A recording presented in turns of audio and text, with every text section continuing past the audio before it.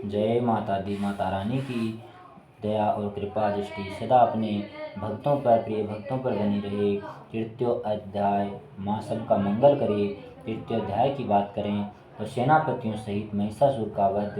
तीसरा अध्याय शुरू करते हैं। जगदम्बा के श्री अंगों की कांति उदय काल के सहस्त्रों सूर्यों के सम्मान है। वे लाल रंग की रेशमी साड़ी पहने हुए हैं। उनके गले में मुंड माला शोभा पा रही है। दोनों स्तनों पर रक्त चंदन का लेप लगा है।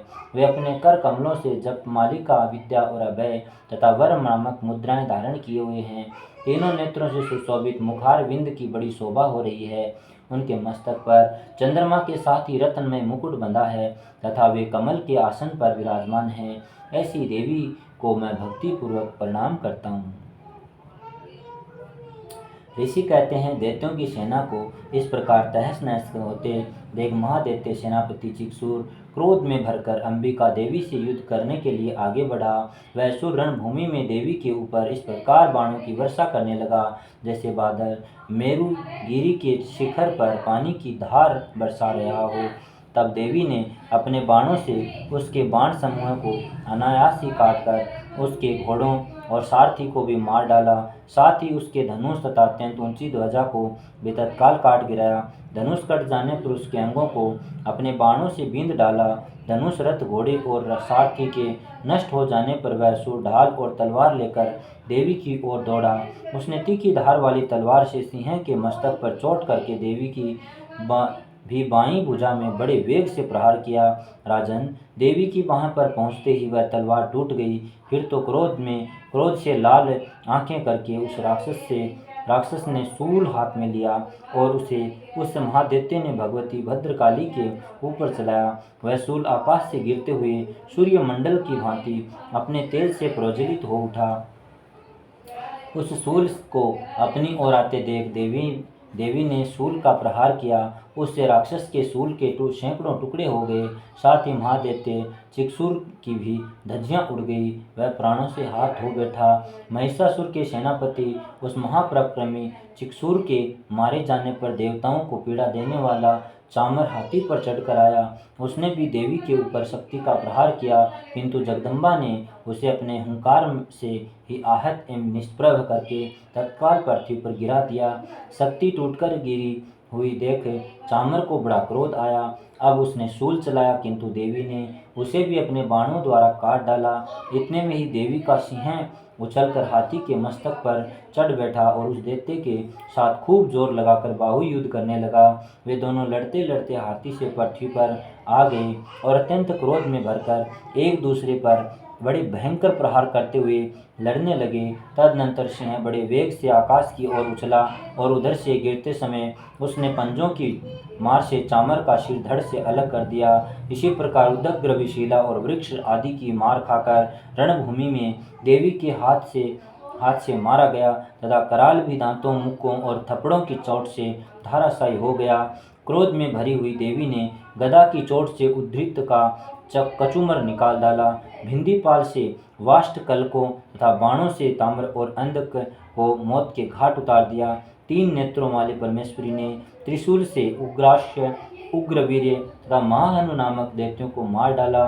तलवार की चोट से विडाल के मस्तक को धड़ से काट गिराया। दुर्धर और दुर्गम इन दोनों को भी अपने बाणों से यमलोक भेज दिया। इस प्रकार अपनी सेना का संहार होता देख महिषासुर ने भैंसे का रूप धारण करके देवी के गणों को त्रास देना आरंभ किया। किन्हीं को थूथूने से मारकर, किन्हीं के ऊपर खुरों का प्रहार करके, किन्हीं को पूंछ से चोट पहुंचाकर, कुछ को सींगों से विदीर्ण करके, कुछ गणों को वेग से, किन्हीं को सिंहनाद से, कुछ को चक्कर देकर और कितनों को निःश्वास वायु के झोंके से धराशायी कर दिया। इस प्रकार गणों की सेना को गिराकर वह असुर महादेवी के सिंह को मारने के लिए झपटा। इससे जगदम्बा को बड़ा क्रोध हुआ।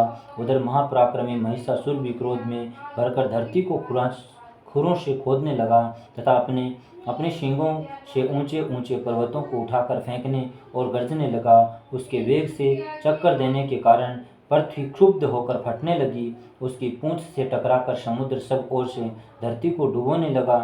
हिलते हुए सींगों के आघात से विदीर्ण होकर बादलों के टुकड़े टुकड़े हो गए। उसके श्वास की प्रचंड वायु के वेग से उड़े हुए सैकड़ों पर्वत आकाश से गिरने लगे। इस प्रकार क्रोध में भरे हुए उस महादैत्य को अपनी ओर आते देख चंडिका ने उसका वध करने के लिए महान क्रोध किया। उन्होंने पास फेंककर उस महान असुर को बांध लिया। उस महासंग्राम में बंध जाने पर उसने भैंसे का रूप त्याग दिया और तत्काल सिंह के रूप में वह प्रकट हो गया। उस अवस्था में जगदम्बा ज्यों ही उसका मस्तक काटने के लिए उद्यत हुई, त्यों ही वह खड्गधारी पुरुष के रूप में दिखाई देने लगा। तब देवी ने तुरंत ही बाणों की वर्षा करके ढाल और तलवार के साथ उस पुरुष को भी बींध डाला। इतने में ही वह महान गजराज के रूप में परिणित हो गया तथा अपनी सूंड से देवी के विशाल सिंह को खींचने और गर्जने लगा। खींचते समय देवी ने तलवार से उसकी सूंड काट डाली। तब उस महादैत्य ने पुनः भैंसे का रूप शरीर धारण कर लिया और पहले की ही भांति चराचर प्राणियों सहित तीनों लोकों को व्याकुल करने लगा। तब क्रोध में भरी हुई जगन माता चंडिका बारंबार उत्तम मधु का पान करने लगी और लाल आंखें करके हंसने लगी। उधर वह बल और पराक्रम के मद से उत्मुत हुआ राक्षस गरजने लगा और अपने सींगों से चंडी के ऊपर पर्वतों को फेंकने लगा। उस समय देवी अपने बाणों के समूह से उसके फेंके हुए पर्वतों को चूर्ण करती हुई बोली। बोलते समय उनका मुख मधु के मद से लाल हो रहा था और वाणी लड़खड़ा रही थी। देवी ने कहा, ओ मूढ़, मैं जब तक मधु पीती हूँ तब तक तुम क्षण भर के लिए खूब गरज ले। मेरे हाथ से यहीं तेरी मृत्यु हो जाने पर अब शीघ्र ही देवता भी गर्जना करेंगे।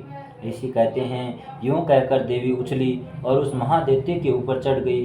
फिर अपने पैर से उसे दबाकर उन्होंने शूल से उसके कंठ में आघात किया। उनके पैर से दबा होने पर भी महिषासुर अपने मुख से दूसरे रूप में बाहर होने लगा। अभी आधे शरीर से ही वह बाहर निकलने पाया था कि देवी ने अपने प्रभाव से उसे रोक दिया। आधा निकला होने पर भी वह महादैत्य देवी से युद्ध करने लगा। तब देवी ने बहुत बड़ी तलवार से उसका मस्तक काट गिराया। फिर तो हाहाकार करती हुई दैत्यों की सारी सेना भाग गई तथा संपूर्ण देवता अत्यंत प्रसन्न हो गए।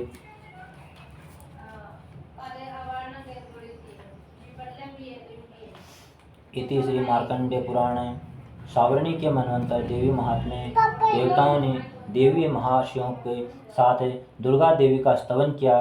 गंधर्वराज गाने लगे और तथा अप्सराएं नृत्य करने लगी। इस प्रकार श्री मार्कंडेय पुराण में सावर्णिक मनवंतर की कथा के अंतर्गत देवी महात्म्य में महिषासुर वध नामक तीसरा अध्याय पूरा हुआ। बोलो मातेश्वरी मैया की जय हो, जीण मात भवानी की जय हो, महालक्ष्मी मैया की जय हो, महासरस्वती मैया की जय हो, माँ के 9 रूपों की जय हो।